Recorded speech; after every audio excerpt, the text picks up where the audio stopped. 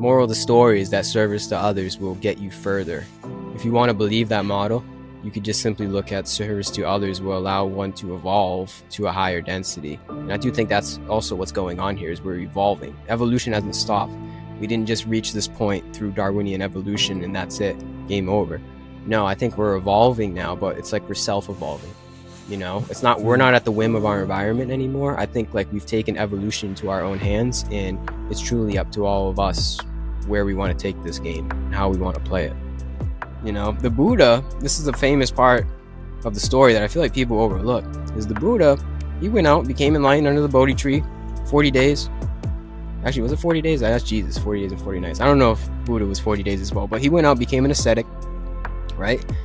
Became enlightened, you know, through deep, intense meditation. But he didn't just stop there.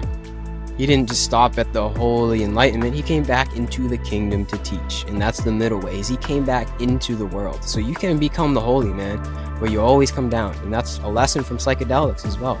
You can go really high into these other realms, these other densities, get these grand revelations of love and compassion, but we're still human. We're still in the darkness, in the midst of the illusion of Maya.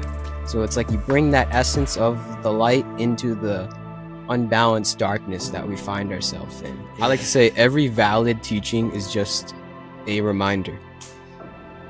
Every valid teaching should serve as a remembrance for you to come back to you.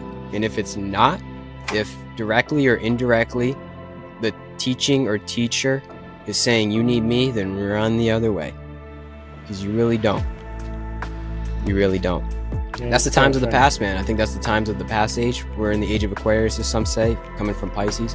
I think the times of the past, maybe if you want to label it Pisces, was knowledge had to be transferred from master to disciple just for the conservation of knowledge.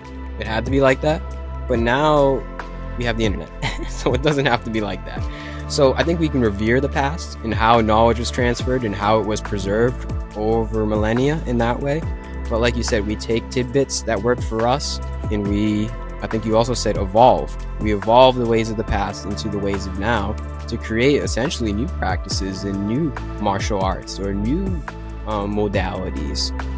Still revering the past, but knowing we don't need to do it like they did it, right? So I revere the sages so much, but I know that I technically don't need them. I'll take what I need from them and become the sage myself, essentially.